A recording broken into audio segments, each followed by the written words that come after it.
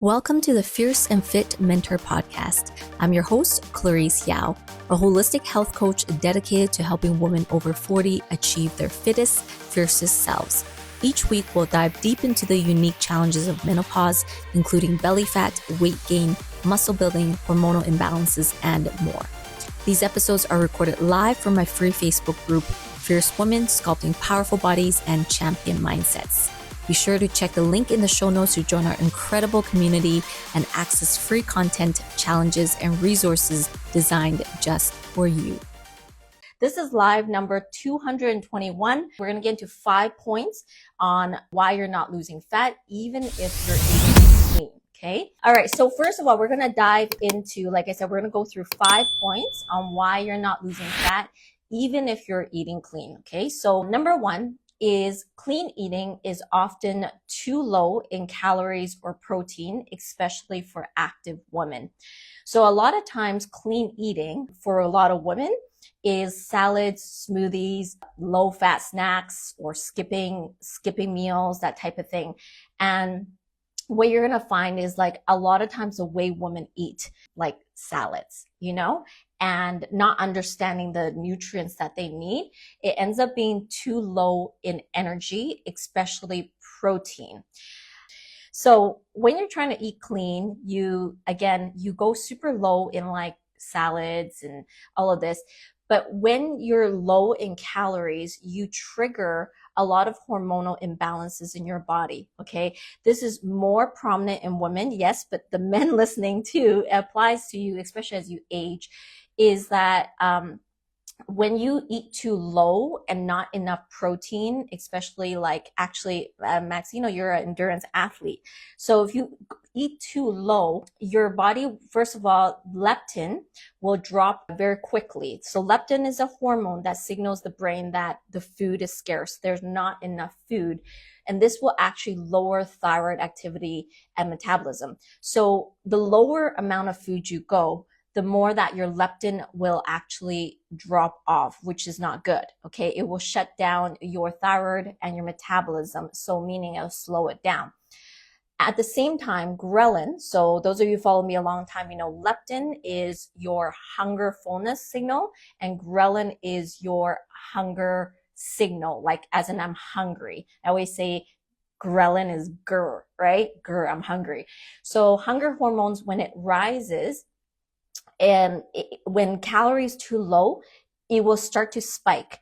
So this isn't good, because if ghrelin spikes too high, you are going to find yourself always hungry or craving, or a lot of women tell me like, I suddenly crave sugar, or I suddenly crave the donut, maybe like Oshone, or I suddenly crave, or they can eat a bag of chips at the end of the night, And so this is telling you, if you are listening, that your leptin and ghrelin signals are becoming imbalanced. This often happens with women who eat very low calories, thinking they're clean. They're thinking they're eating well. Like I've met a lot of women who eat salads all day and a little bit of something, and they think they're being healthy, but it's actually very harmful for their body. So that's one of the things, leptin, ghrelin. And then the third thing is, if you eat too low calories, your you'll risk losing muscle very fast. So post 40, especially with women with lower estrogen, you will lose muscle mass 2 to 3 times faster during a deficit. So you're speeding up your muscle loss, and this again leads to a slower metabolism. So the muscle loss is very fast. So what is the typical amount of protein for women? I mean, there's men on here too, but like women, there's a general range, and I always say this, okay? It's between 1.6 to 2.2 grams per kilogram per day. Now, this is general. And I would say, like, obviously, if you're an athlete, you're going to go much higher. But in a lot of science studies and in my own coaching, I typically see women eat very low. And because for most people, they think they eat a lot of protein, but actually it's not a lot. You need to eat a lot more than you think in protein, typically, okay? A lot of women, when you actually look at the average, they usually eat something like 0.8 to 1.0 grams per kilogram body weight, which is low for menopausal women, is very low, okay? And in midlife, when your estrogen declines, it will accelerate your sarcopenia, which is your muscle loss. So protein becomes even more important. And as well, as you age, your ability to absorb the protein also greatly decreases. And so this is why clean eating, without understanding, which I'm going to get into later, without understanding macros or what you need, can be a false assumption that you're eating good and eating clean, when really you're actually lowering your metabolism and causing a lot of hormonal imbalances, right? So that's something I want you guys to keep in mind, is often women don't eat enough protein.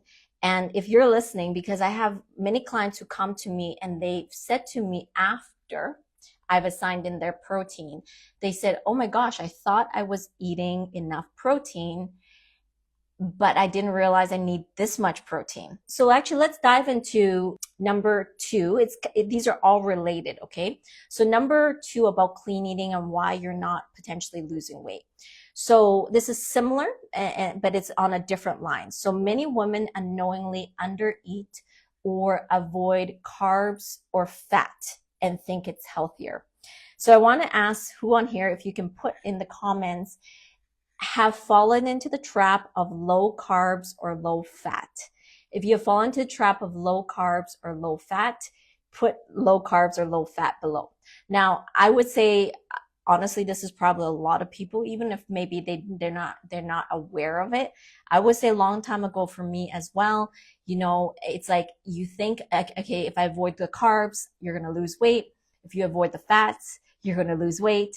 And the big one, okay, put it below if you're actually listening and you've fallen into this trap before, is no sugar. The label no sugar. Oh, it has no sugar, so it must be healthy, right? So this is a common mistake a lot of women make, is like they think eating clean means avoiding the fats or avoiding the carbs or avoiding the sugar. Okay, so why is this kind of like a misnomer or a little bit inaccurate? Okay, so let's start with carbs first. Okay, so carbs, if you go too low in carbs, you are really affecting your thyroid hormone. Okay, so the thyroid is, in order for T4, the inactive form of thyroid, to an active form of thyroid, which is T3, it requires carbs for the conversion, okay? To convert to an active thyroid hormone, which regulates energy expenditure. So when you go too low in carb intake, your body actually cannot convert T4 to T3 properly. What does this mean for a lot of women over time who eat low carbs? It means you will lower your metabolic rate by 10 to 15% over time. This is significant if menopausal women after 40, 50, 60, 70, your metabolism is dropping off. And if you're blunting your metabolism by another 10 to 15%, that's why a lot of times as women age, and men too, I mean, I've talked to many men above 40, 50 who say, how come I'm getting the gut and the belly? So you need carbs to do the proper thyroid conversion for your metabolism. Now, again, put below if there's anybody who has fallen into the low carb mentality. And I want to also address a little bit about carbs, okay? So I've talked to a lot of women on calls and as well as my own clients who say, oh no, I eat carbs. And I look at their food log and it's like, oh, so you mean you eat protein and vegetables? And everybody's listening like, yeah, isn't that healthy? Not really. So let me kind of give more insight on this. So how many of you have been like, okay, I need to be healthy. I'm just going to eat protein and vegetables. How many of you? Maybe put like me or vegetables, put it below. This is where it kind of gets interesting, right? is that it's not that vegetables are not healthy. We all know vegetables are healthy and you need fibrous carbs, healthy vegetables, right? This is really important, but the net carbs from vegetables, as many people know, a lot of the guys on here probably know, is super, super low. Meaning your body's, like for example, the thyroid conversion factor requires a sufficient amount of carb loading in the system to do the right conversion. With vegetables, you're getting very little net carbs because most of it becomes fiber, right? So if you eat protein and just vegetables, especially for women, I think that men don't actually struggle as much with starch carbs. They're not as afraid of it, but you will actually down-regulate your metabolism over time. And so it's not just about I eat healthy and I eat this salad, I eat this vegetables, I eat protein. It's actually, you actually need to eat more starchy carbs or different kinds of carbs. Now there's different classes of carbs: starch carbs, fibrous carbs, simple sugars. They all, in the end, turn into carbs in your system, but how they're loaded in your system matters. This is where the understanding of carbs is really important, because it depends on your goals. Okay. I was speaking to Tracy yesterday in our touch base, and she's pretty low on her calories right now, as in like she's not super high because we're still getting her up there. And she told me she isn't hungry. And I said, even if you're not hungry, I need you to eat to this calorie. Because I said, if you don't eat to this calorie, what is going to build your muscle? So a good analogy for everyone listening, and there's maybe a lot of new names on here. My own community has followed me for a long time. Protein is the bricks of your house. But if there is no one building the bricks of your house, the bricks sit there. Yeah? We need workers to build the bricks of your house. Who are the workers?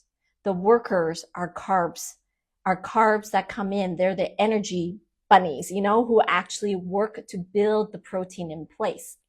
So this is the problem, is a lot of times in kind of a fitness world, especially again because my specialty is with women, they say, I need protein. So they buy protein shakes. They try to eat more protein. They try, but they are scared of eating carbs, because carbs often is equated with gaining weight or gaining more fat or something like that. And then this really blunts their ability to actually build muscle. So you have to have starch carbs. You also must have fibrous carbs.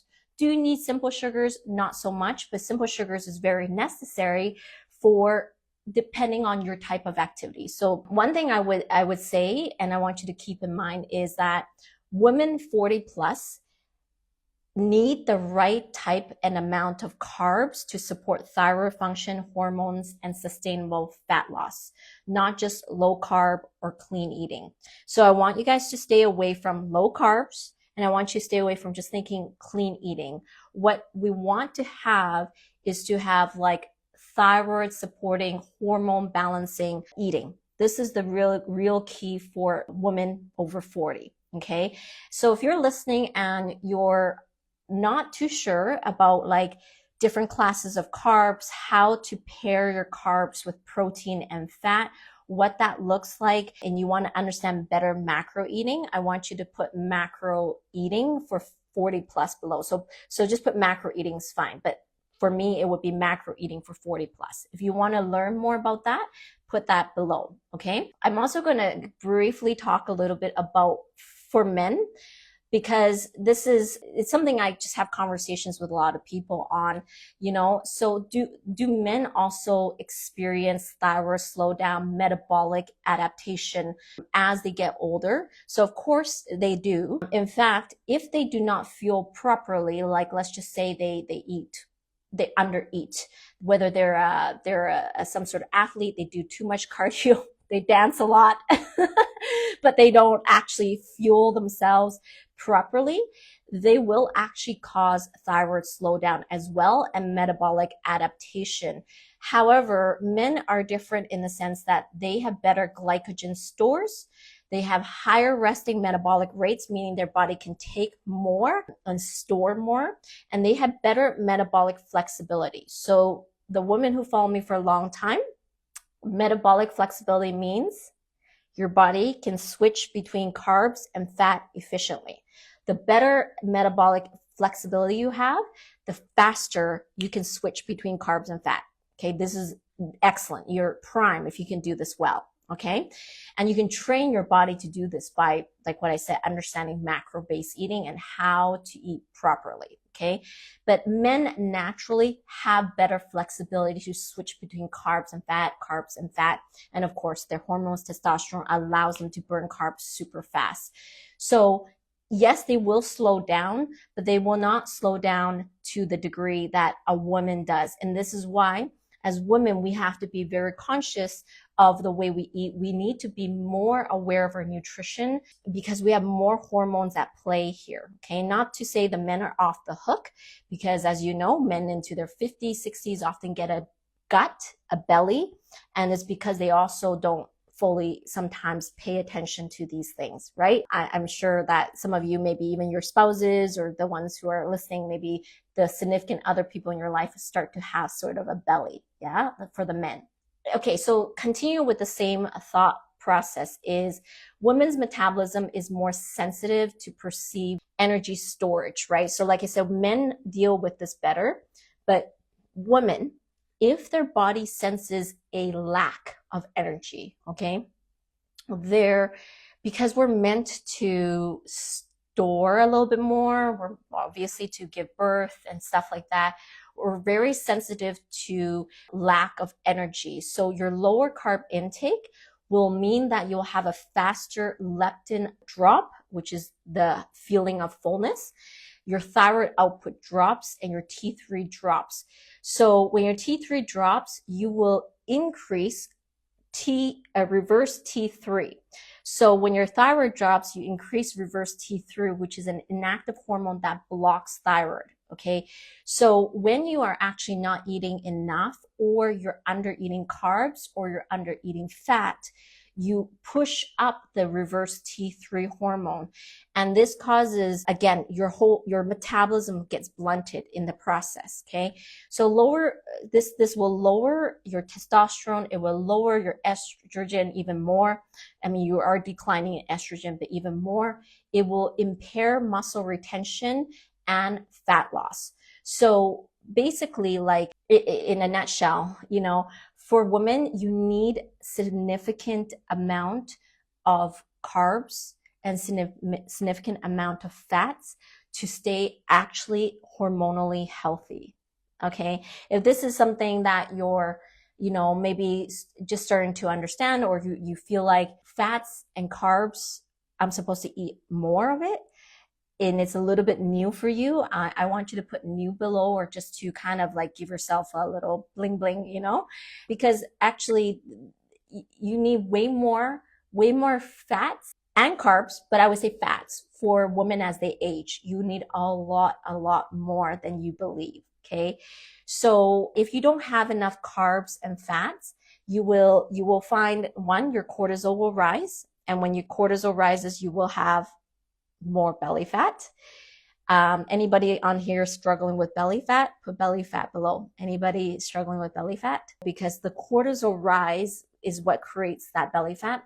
When you have less fat input, so lowered fat hormones, you're going to see a reduction of estrogen, progesterone, and even testosterone, because they're all connected. But reduction of estrogen and progesterone means that you're going to fluctuate in mood, you're going to lower in bone density, and you're going to increase in fat storage. Okay. So this is why there's a certain percentage of fats that you sort of need, but I'm not going to get into that right now, again, because people always ask me percentages and all of that. And it is dependent on the person. But what I will say is that higher fats is actually really important, but the type of fat you have is extremely important. Okay. The other part is if you go too low in your fats, you're going to affect luteinizing hormone, okay?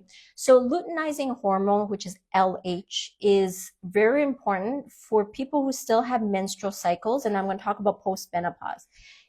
If you still have your menstrual cycle, your low fats will cause a instability in the LH, which means like the ovaries are not getting constant proper signal to ovulate and produce the egg. So this can be problematic for you if you're in your 40s.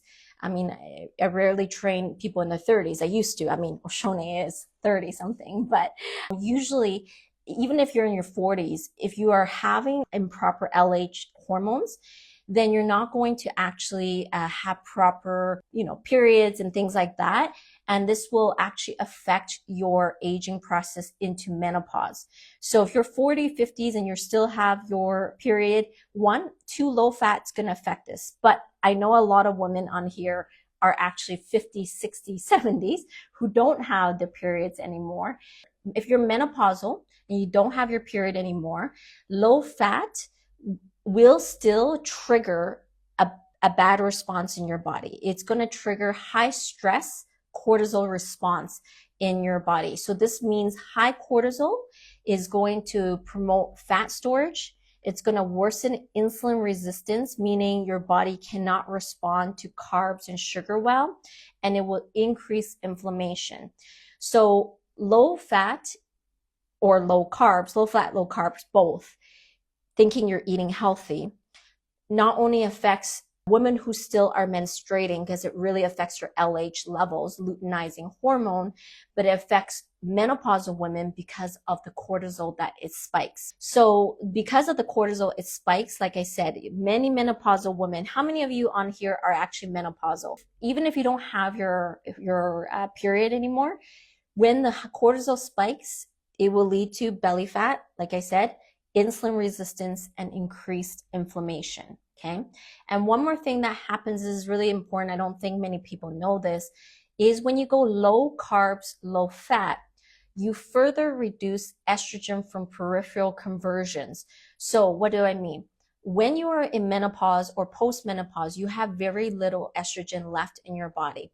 You want to hold on to as much estrogen as possible, okay? You want as much, you're already going lower and lower in estrogen in your body, so you don't want to go lower. The problem is when you try to eat healthy and avoid carbs or avoid fat, you will reduce estrogen from your peripheral, from other parts of your body fat areas, and your adrenals. Those areas still produce small amounts of estrogen. So you want to preserve this as much as possible.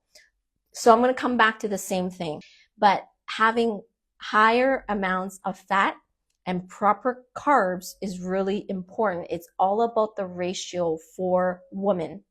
Okay. So if you're listening to this and you are not sure about your macro ratios, like protein, carbs, and fat ratios, put macro ratios below. If you want more help on this, put ratio below, okay? If you are listening and your ratios are, a lot of times people will say, well, it's, generally 50, 30, 30, 50, 30, 20 or 40, 30, 30. I hear all of these all the time. And I just want to kind of caution you. It's like, try not to be too generic about your macro ratios because it depends on a lot of specific factors. And that's why I say like carbs and fat ratios are actually different and probably more than you think as a menopausal woman. Now we're going to talk about number 3, okay? The body becomes more sensitive to stress in midlife. So if you eat clean, but you don't fuel your body properly, meaning you're not really giving it what it needs, your body will sense stress higher and higher in its body, okay? And in menopause, you are typically going to experience something called cortisol dominance, okay? Cortisol dominance is, I've coached hundreds if not thousands of women now. is one of the most common struggle for women, cortisol dominance. That's why actually recently I've been posting a lot more.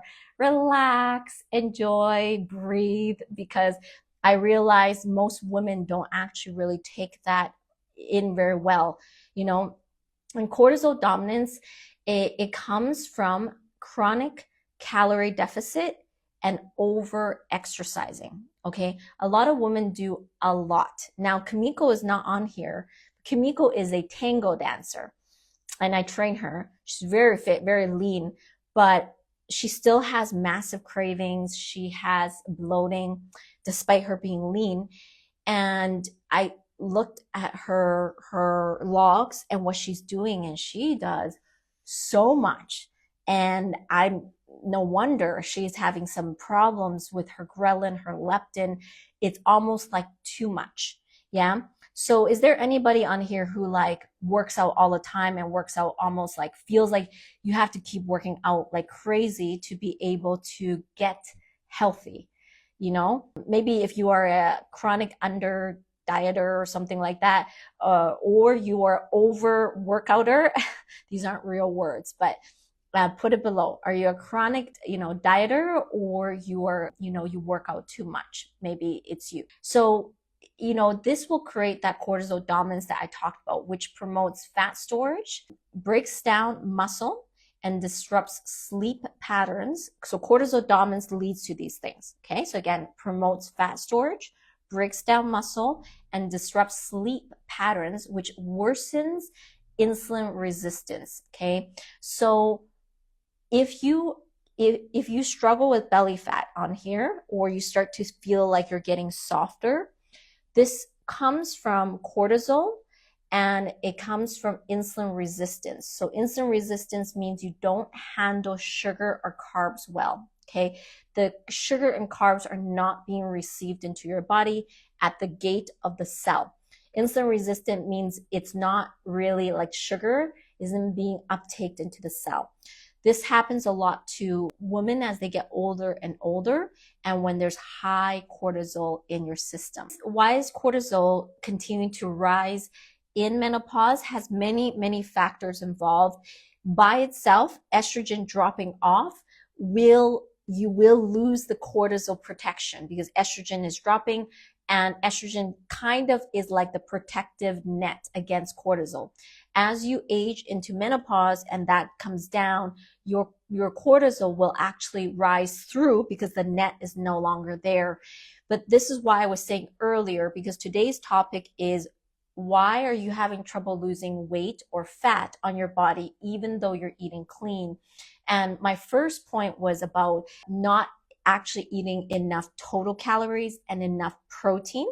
And my second point was that with the cortisol, it will rise even more when you are too low in carbs and too low in fat. So in this third point I'm talking about is that we really need to know how to manage the stress level in your body. By far, this is one of the most important things for aging women. I mean, it's for men as well, but men, testosterone can help blunt or kind of counteract a lot of their cortisol. They get stressed too, but women, for us, our net really decreases. Like we lose our estrogen, as you guys know, that lowers completely. So that's why maybe people often say, oh, like women seem to get stressed more, they seem more stressed out, or they seem more moody, and women often, we juggle a lot, right? Your moms, your grandmas, your high achieving women. I have accountants and doctors and people who I work with. And so as women, we are very, very like high kind of functioning, right? We function in high stress. But this often leads to, suppression of a lot of hormones. Like one, like I said earlier, if you still have your period, it can really mess with your period hormones, but it will also suppress your thyroid hormone, the butterfly shape right here, which is responsible for your metabolism. And if your thyroid hormone is messed with, you will have a reduced metabolic rate. Okay. Again, learning how to manage stress is a big deal, as important as eating clean, believe it or not. So a lot of times women will ask me like, I'm eating I'm eating clean, I'm going to the gym, but I still cannot lose weight. I still cannot lose the fat in my belly, or every part of my body is fine except the belly part. But the belly part is very telling. The belly part is very telling of two things. One, you have hormonal imbalance, and two, you are potentially insulin resistant. Insulin resistant kind of shows up itself into your belly. Okay, so that's why learning how to control cortisol is super important, and knowing how to work out. So I said two things. The third point is about cortisol control. And I said if somebody chronically undereats or they overwork out, they will become cortisol dominant or more cortisol prone, right? So knowing how to work out is super, super important. Okay. Knowing how to work out. There's something I call menopausal training protocol. Now, a lot of women say, well, I'm not menopausal yet. I'm perimenopause, or I'm late 30s, early 40s. And I say, okay, they all apply to you, because I just say MTP as the whole term, meaning how do you work out in a way that best balances your hormone? So this is an area that I speak a lot about, because I went through it a little bit myself. As you guys may know, myself, Oshone, I trained a number of competitors. You put your body into a lot of hormonal chaos in doing things like that. But there's purpose to that. Any athletes on here, of course, you go for the gold, you go for your competitions, you know why you train for what you train, but you see the after effects. You see how your body fluctuates, how it starts to put on fat in the midsection. And it's through actually learning through a lot of not only like training myself, competition, training other competitors, and then training hundreds and hundreds of women over like 40, 50, 60, 70s. I really started to understand like how much it is important that it's not just about working out to work out. It is working out to create the best hormonal profile and best hormonal balance in your body. Okay, so it is really important that there is learn to work out in a way that honors your hormones of your body. So MTP, menopausal training protocol, is about not just going super hard, not just saying like doing more is better. More is not always better. It is not about more workouts and working out harder, which I used to believe too, because I love hard workouts. But it is about working out smarter and more strategically that allows you to minimize cortisol, but maximize growth hormone and maximize insulin growth factor. For women, we don't rely so much on testosterone. We rely more on growth hormone and insulin growth factor for building muscles. So we have to know how we can optimize those types of hormones as we work out, with the primary concern of keeping cortisol low. Okay, so this is why I brought this up, because number 3, still relating to why a lot of women can't lose weight even though they eat clean. Okay, I'm going to make the connecting dot here, is because they don't work out also properly. So they put their body into high stress states and potentially not enough recovery. And that means even if you think you eat clean, even though, like I said earlier, you might be too low in protein, you might not be even enough in your calories, and then too low in carbs, too low in fat, but also the way you work out is causing the hormones to imbalance itself, okay? And so this is why I say MTP. And an example would be Phyllis just joined. I know Phyllis, you're on here. Is I want her to practice more of these baseline technique of her squats, her lunges, her certain specific moves, because even if she got a really full on workout and she could barely do it and stress her body out, the only thing that would do is spike her cortisol further. And at 75, we don't need to spike her cortisol further. What I need her body to be doing the moves well, to keep the cortisol low, and then slowly increase the moves in a progressive way that allows her body to actually start to get the right signal to build muscle. So this is what I call MTP, menopausal training protocol. So number 4 is clean eating often lacks strategy. They don't have enough attention to muscle maintenance or hormonal support. So I'm going to give you a specific breakdown of what I mean by this. Clean eating often ignores, a few things. 1, macronutrient timing, resistance training, and micronutrient support, So macronutrient timing is beyond just the way you combine macros. There's protein, carbs, and fat, but it's also how you distribute the nutrition that is also important for controlling hormones. Now, I once said, this was in a live a long time ago, I think, because I did 221 lives. I think it was back on live number 4 or 5. Very early on, I had said that if you get your total calories in a day and your total macros in a day, it doesn't matter where it goes as long as you get that total amount in a day, That is still somewhat true, as long as you get your full total in. But because in the years, it's been 5 years that I've been doing these talks, researching, doing a lot of learning and growth in the hormone profile area, is that I've kind of added to that, right? Is that, yes, you still need to get the total calories or macro in your day, but if you don't pay attention to timing, what you're going to mess with is your hormone profile. If the way you eat is not properly distributed or all over the place, you are going to affect ghrelin. You're going to affect leptin, ghrelin being your hunger signal, leptin being your fullness signal, and you will affect cortisol, and cortisol will affect insulin.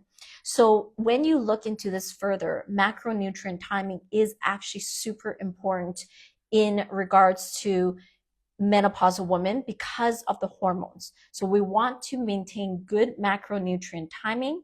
We want to have MTP protocol, which is the proper type of resistance training for your body, again, in relation to hormones. And then macronutrient support. So what you're intaking for your body for micronutrients. So those are things like vitamins, minerals, maybe probiotics, maybe different things like that.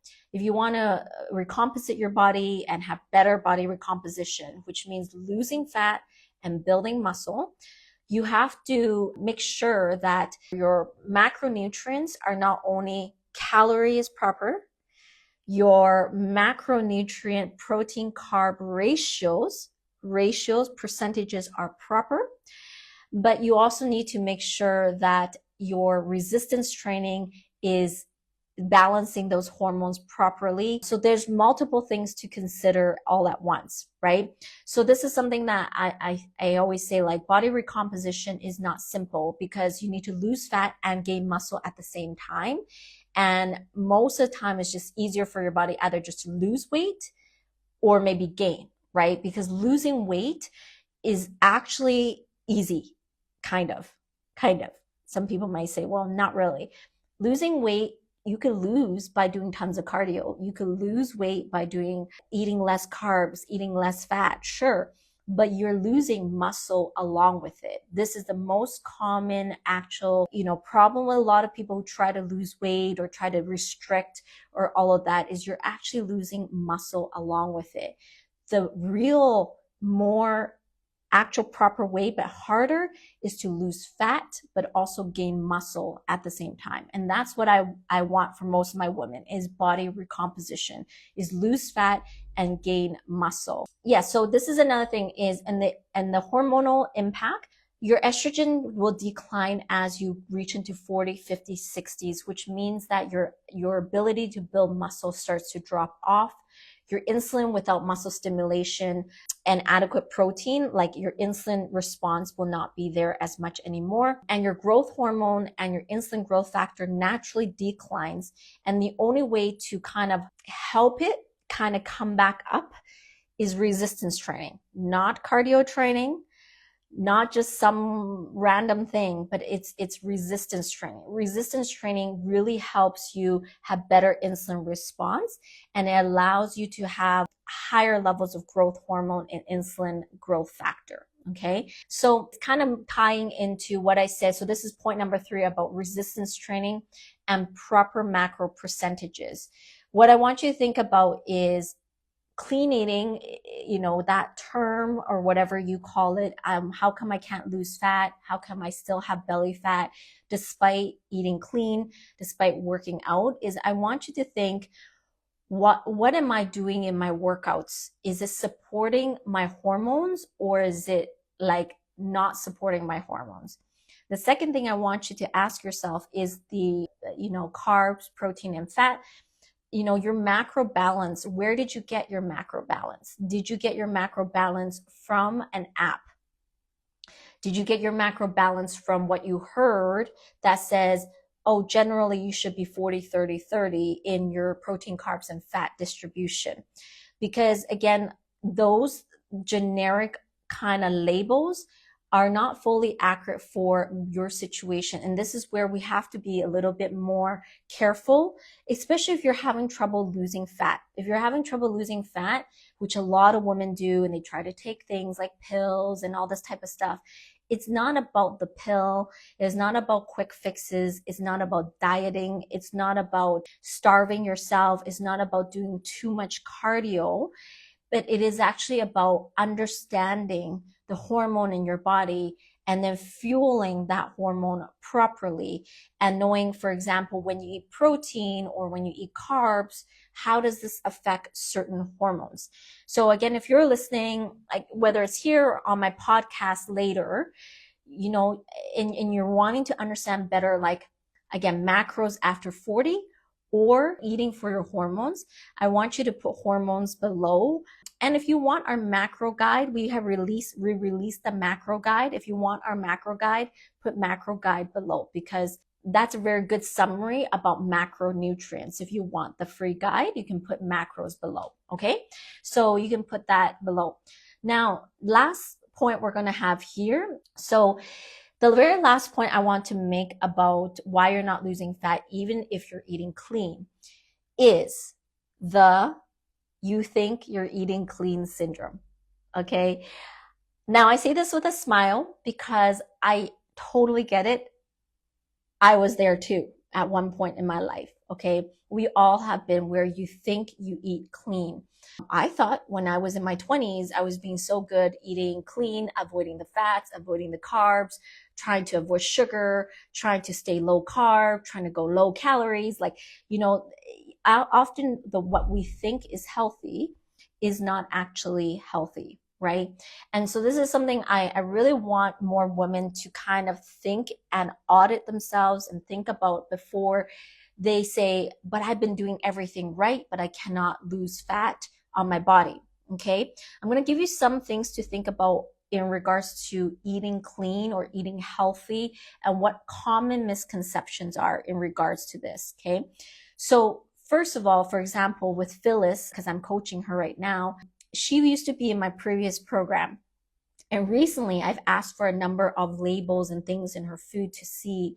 And she knew they were not good. As she was sending them to me, she's like, oh, this is bad stuff. This is not good. This is not good. And isn't it interesting that she knew that, but it came back into her food? Because this is the thing, it's very easy for inflammation markers to creep back into your food without you thinking about it. Where does this typically happen? Inflammation markers typically happen when life gets busy. When you get busy, when you are no longer able to cook as much, this is where the areas where you find yourself kind of letting it slip, right? It slips, you buy this package of ham or you buy whatever it is that is a little bit easier. And this often leads to those inflammation markers creeping in. And you might think I'm still eating healthy, but those sneaky inflammation markers creep back in, right? Sometimes too is that we just forget to read the labels. We get used to it. We think we know, and we forget to read what's in it. And there's really tricky things. Like I travel a lot, and I try to look for healthier oils, healthier things, but there's a lot of packaging that says, okay, avocado oil or olive oil on the front, it says that. But when you turn it on the back, it actually says avocado oil with canola oil, and you're just like, seriously, right? Like it's like the labels are very, very tricky. And I don't know if any of you have actually experienced this before, where the labels are not really what it seems, right? Sugar is another big one. Zero sugar or sugar free. When you turn it into the back, you are astounded by, actually there's still so much sugar in the product. You're like, but I thought you said it was sugar free. Oh yeah, but it comes from artificial sweeteners, right? And that's sometimes even worse for you, right? So it's sometimes even worse for you because if you don't know, different types of sugar and different kinds of things can really disrupt your gut microbiome. So again, these are areas where people think they're eating clean, but it's actually not clean. It's creeping in, it's causing inflammation in your body. And then as well, there's kind of, I already said it earlier, but there's this kind of thing about you think you eat clean syndrome. So like, for example, people may say, I eat salad, and it's like, great. That doesn't tell me you're necessarily healthy. I'm happy you're not eating a burger or something like that. But sometimes those salads have a lot of things in there that isn't actually great for your body. So it's like sometimes we think we're eating healthy, but really we're actually not eating healthy. Sometimes the dressing they use, the different things they use, and I'm just pointing out examples because this is where I find a lot of women who come to me and I'm auditing their food through my app and things like that. I really see like they think they're eating healthy, but they're really not eating healthy. But you only know what you know, and you don't know what you don't know. And of course, I understand that because I was there at one point as well. But it's like, that's why learning how to identify inflammatory markers, identify what are the key things that's going to cause hormonal disruption, endocrine disruption in your body is very crucial. And those of you who've been with me a long time, I have something called the 21-day anti-inflammation course. And in there, I talk about, the different ingredients and why it can cause those types of disruptions in your body, right? So staying educated is really important. And not only something like this where you start to listen and start to think about like what things could be potentially inflaming your body. I always say like knowledge is not power. Like knowledge is maybe the beginning of power, you could say, but it is truly applied knowledge that is actual power, right? It's the applied knowledge of, do you know how to apply this in your real life? Do you know when you travel, when you go to different countries, do you understand what you're looking for to keep the body healthy and hormonally balanced, right? This is really crucial because especially with menopausal women, as I explained above, with all the hormone changes, estrogen drop, your insulin resistance rising, your cortisol rising, these are all real hormone changes that are happening. And you have to be extremely careful with the way you eat. And it's not just like anything goes anymore, right? Doesn't mean you can't have fun. You still can enjoy something. Those of you who know me, I love chocolate. I love chocolate. So but you still can enjoy, but you have to be very careful about, you just have to be more conscious of what you put in your body. That's really my message to a lot of women, and to think less about whether it's healthy or not. I want you to think more about food in terms of what it does to your body hormonally. I want you to think about what type of hormone response does this give my body? Because as you age, the number one factor is to control hormones. And so that's really my message today. So the live is, how come you cannot lose weight even though you eat clean? Okay. I don't know if there's anybody on here. I mean, we basically went live 3 times today. So we lost a number of viewers. I'm sure they will watch later. But anybody who's watching this or rewatching this, is there anybody here who feel like they just cannot lose weight, or they are at a plateau, or no matter what, they cannot get rid of the fat? If that is you, maybe put that below, like, difficulty losing weight, getting rid of fat. And this live is about that, is about like It isn't about trying harder. It's not about eating less. It's not about working out more. It's about strategically understanding your body from a hormone perspective of like, okay, these are the things I need to control in my body, hormonally speaking, so that I can balance the hormone in my body better. And once your body is in more of a hormone harmony, your body will respond. Your body will start to drop the fat. It will start to listen. I often give this example, like, because I used to be a school teacher. I don't know if you guys knew this, but if you have raised or worked with children who are from a very chaotic family background, they are going to be very all over the place and very often rebellious, often like they will not listen until they feel safe, until they feel like the environment is actually like safer and they can calm down and they can really like listen to you because they trust you. And I want you to think about your body like this, okay? You know, your body is like that child, is your inner child. If it doesn't feel safe, if it doesn't feel like it can trust you, like for example, it doesn't know if the next time you're going to starve it, are you going to go too low carbs? Are you going to go too low fat? Or are you going to overwork yourself in the gym without proper recovery? It will not trust you, and it will hold on to that fat more. And whereas if you listen to the hormones, and like what I said, there's a number of things: balancing the protein properly, balancing the carbs and fat ratios properly, working out in a way that creates hormonal balance. All the things will build trust with your body. And that trust is what helps you drop the fat, especially menopausal women, because for menopausal women, it is not about eating less calories. And so I'm kind of hoping that message gets across, and that a lot of you who are listening start to think differently about the approach of food and nutrition, cortisol control, and workouts to better fuel your body, to get a leaner body, to have less fat and more muscles. Okay. So that's basically a wrap. And what I will say is, like I said, we did release 2 PowerPoints. We released the macro PowerPoint that I did back in January about understanding macros. And I also released identifying inflammation in your body. So if you want those 2 free PowerPoints, you could put macros below, or you could put inflammation below, and we can send those PowerPoints to you. They're very good Coles notes on what I talked about in those lives. And then of course, if you also want, we have what's called a hormone metabolism audit form, where I go through kind of an audit of your hormones. And if you want the audit form, you can also put audit below. We can send it to you, or somebody on my team can send it to you, and you can complete it and we can analyze it together. Okay.